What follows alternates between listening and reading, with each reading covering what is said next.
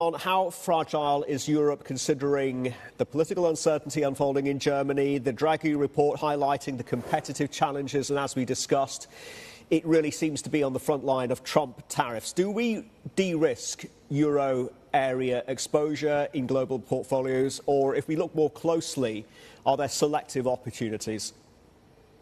I'd say I've been, I suppose, wrestling with this point now for many years because Europe has been underperforming the US in very much eight of the last 10 years.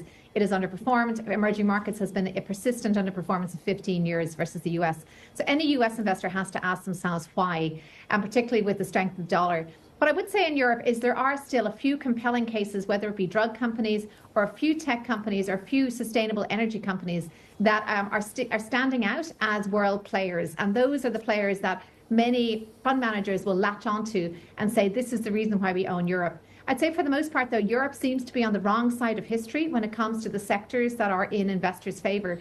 Take a look at the FTSE, for example. It is phenomenally a very old economy market with exposure to mining, to financials, and to some old-fashioned fossil fuel companies. It does not have that tech exposure.